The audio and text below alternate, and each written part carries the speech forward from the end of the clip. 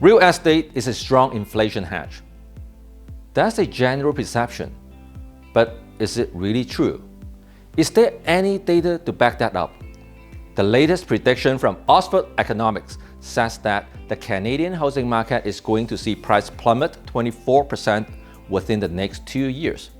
It even says the crash could be as much as 40%. How likely is that going to happen? Today, I'm going to show you some data correlation that you have never seen before. This kind of data isn't readily available anywhere. Our team actually went into the monthly Market Watch report for the past 22 years, one by one, to extract the relevant data and present them to you in meaningful graphs. Data is king, and history tells us about the future, right? At the end of this video, you will have the data to make an educated decision for yourself.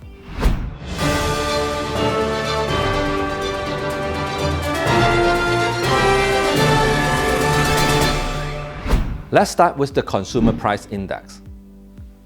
It measures the average change in prices over time that consumers pay for a basket of goods and services. Here's the graph of the CPI from January 2000 to February 2022. As time goes by, prices for things gradually go up. No surprise here. We always see things get more and more expensive. We never really see things get cheaper over time, right? Let's take a look at the House Price Index in the Greater Toronto Area. It is similar to the Consumer Price Index, but it only measures home prices in the GTA. Like I always say, home prices can go up and down in the short term, but the long-term trend is always up. In fact, it is going up at a much faster rate than the CPI. See that huge gap at the end of the graph. So the takeaway from this graph is that prices for things always increase in the long run, and that home prices in the GTA are increasing faster than everything else. Now, let's take a look at this data in a different way. If we take the Consumer Price Index and calculate the year-over-year percentage change, that number is the inflation. The inflation rate went negative twice in the past 22 years. The first time was during the financial crisis in 2009. The second time was, of course, COVID in 2020. And we just saw a 30-year high inflation rate of 5.7% in February. Now, let's take the Home Price Index and calculate the year-over-year percentage change and put that on top of the inflation curve. See how the two curves have very similar shapes. This tells you that Toronto home prices do hedge inflation. In fact, they beat inflation. For example, from year 2000 to 2006, the percentage change in home prices was generally double that of inflation. You see, if you make the right investment, you can actually profit from an inflationary environment.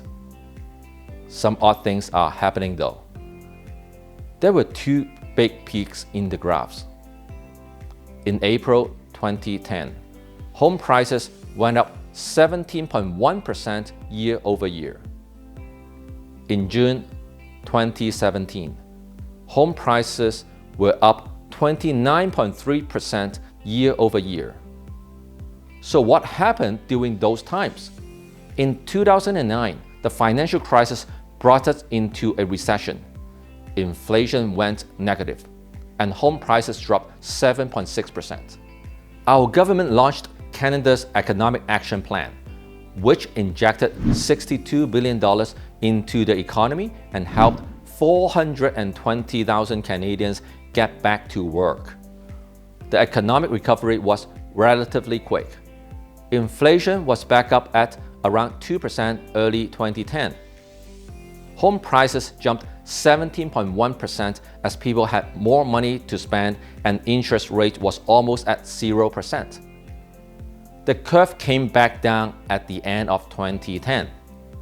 Keep in mind that This curve plots the percentage change in home prices. So with curve coming down, it does not mean a price drop. It is telling us that home prices increased 17.1% year over year in April 2010, and it only increased 4.2% in December 2010. It is when the curve goes below zero. Then that's a year-over-year price decline. You see, price declines really only happened twice in the past 22 years. During the financial crisis in 2009 and in 2018. You probably still remember that 2017 was a very crazy year in Toronto real estate when prices jumped almost 30% year over year. Then very quickly, the bubble burst in 2018. So what happened? What's the cause of that dramatic inverted V in the graph? Inflation was pretty steady at around 1 to 2% during that time. So that's not the reason. Remember we discussed the market absorption rate a couple weeks ago. If we take the number of active listings, meaning the number of unsold units at the end of the month, and divided that by the number of sales in the month, then we get the market absorption rate. When the absorption rate is bigger than 1, that means there's enough supply to satisfy demand. The bigger the number, the more supply is available. If the absorption rate drops below 1, that means supply is not enough to satisfy all the demand. Let's take a look from year 2000 to 2008. The absorption rate hovers around 2 to 4. So there's plenty of supply. Home prices increases tracks the shape of inflation, doubling the rate of return of inflation. See what happened just before the price decline in 2009? The market was flooded with supply because everyone was worried about the financial crisis. And as we know, when there's more supply than demand, prices drop. We had a quick economic recovery from the recession, and Toronto's population continued to grow. Supply started to get tighter compared to the years before 2009.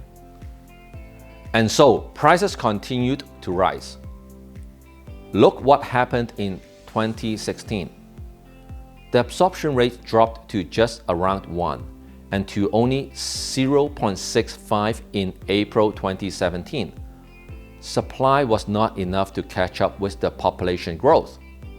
And as a result, prices suddenly skyrocketed. The government reacted immediately by imposing a 15% foreign buyer tax in hopes to curb soaring prices. The market crashed shortly after. It is more of a psychological crash though, because whenever a new policy is introduced, people are naturally worried. When you look at the absorption rate, it rose from the bottom but still remained at a very healthy level. It is not like the market was flooded with supply. Indeed, the psychological crash was just temporary because this market was driven by real demands. And as you can see, when the absorption rate dropped between 2019 and 2020, prices started to increase at a steeper rate. When COVID hit, the absorption rate spiked for a little bit. At that time, there were very few buyers in the market, but no one was panic selling either. So the market was pretty much just frozen. Then we all know what happened. Prices kept going up with 15 to 20% year-to-year increases. Notice how the absorption rate graph has been dropping. It dropped below 1 again and was only at 0.77 in February 2022. Our supply has never been so tight for the past 22 years. And don't forget that 30-year high inflation. I don't know how the market can crash 40% under these conditions. Unless a substantial number of housing units is magically built to increase supply. Or somehow people stop coming to Toronto and demand drops dramatically. Any government policy attempting to curb real demand would only have a temporary effect because it is not fixing the root of the problem. Until we see the absorption curve skyrocket and stay at a high level for months, I don't think there's much room for housing prices to come down. Here's the thing. You could hate inflation and complain about it. On the other hand, you could profit from inflation if you made the right investment. The choice is all yours. Comment below and let me know what you think. If you find this video valuable, share it with your friends. Subscribe and hit the bell so you keep getting more and more valuable content.